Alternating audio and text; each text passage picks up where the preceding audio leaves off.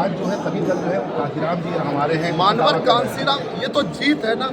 परम पूज्य बाबा साहब के संविधान की रक्षा करने के लिए आज पूरे भारत देश के विपक्ष के लोग बात करते हैं।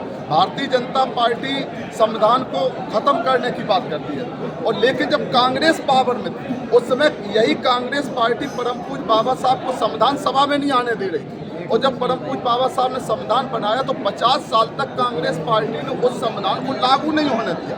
तो परम पूज्य बाबा साहब पूरा जीवन संघर्ष करने के बाद लेकिन संविधान देकर गए, और उसके बाद परम पूज्य मानवर कांशीराम साहब, परम सम्मानीय बहन कुमारी मायावती जी ने उत्तर प्रदेश में जब 4 बार सरकार बनाई तो स्वाभिमान सम्मान की जिंदगी मिली पूरे भारत देश के। उनके अंदर भी ये जज्बा पैदा हुआ कि हम भी देश की सत्ता पर, हम भी प्रदेश की सत्ता पर कब्जा कर सकते हैं और गरीब कमजोर मजबूत समाज को स्वाभिमान सम्मान की जिंदगी दे सकते हैं। तो आज ये पूरे देश में एक तरफ परम पूज्य बाबा साहब की विचारधारा, पूरा देश 2 भागों में बटा हुआ है। एक तरफ जातिवादी लोग हैं, एक तरफ सामंतवादी लोग हैं, एक तरफ पूंजीवादी लोग हैं जो पूंजीपतियों के हवाले देश को सौंप रहे। मजदूर है, बेरोजगार है, किसान है, सब तबाह है। पर अनुसूचित जाति का आरक्षण खत्म कर दिया, अनुसूचित जनजाति का आरक्षण खत्म कर दिया, पिछड़े वर्ग का आरक्षण खत्म कर दिया। सबल समाज को जो 10% आरक्षण दिया, जब आपने नौकरी खत्म कर दी तो उनको मिलेगा क्या 10%? तो इसलिए पूरे देश के लोग, सर्व समाज के लोग आज संविधान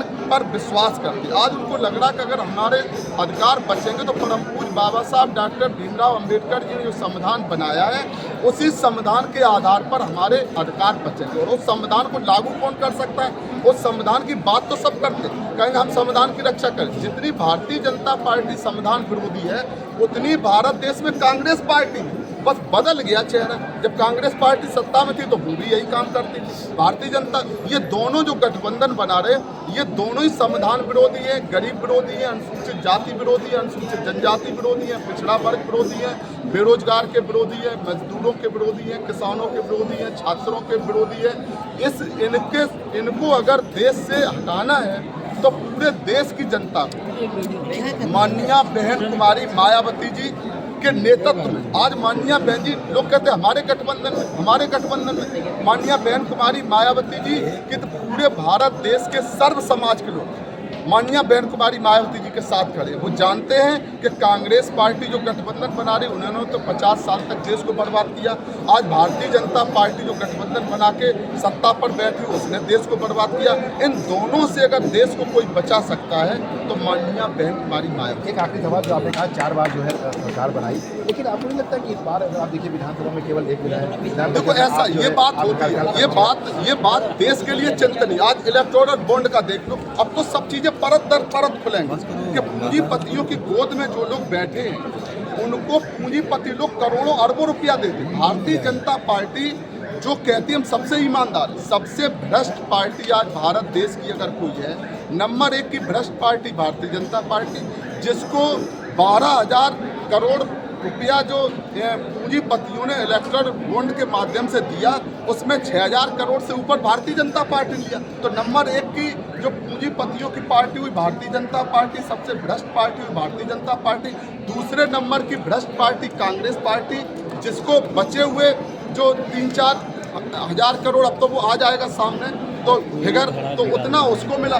बहुजन समाज पार्टी और हमारी नेता माननीय बहन कुमारी मायावती जी भारत देश की अकेली नेता है जिनको पूंजीपति का 1 पैसा हमारे में गरीब कमजोर मजलूम का खून पसीना लगा है। इसलिए बहुजन समाज पार्टी देश में परिवर्तन कर सकती है। ये चिंता का विषय नहीं है कि जनाधार कम होता जा रहा है? बात जनाधार ने हमारे आप वोट को तोड़ रहे, हमारे वोट को खरीद रहे, हमारे वोट को गुमराह कर रहे। आज देश में 140 करोड़ की बात करते हैं, 81 करोड़ लोग गरीबी की रेखा के नीचे जीवन यापन कर रहे हैं। इसका मतलब है ये 81 करोड़ लोग कौन है? 81 करोड़ लोगों को गरीबी की रेखा के नीचे जीवन जीने पर मजबूर होना पड़ रहा है।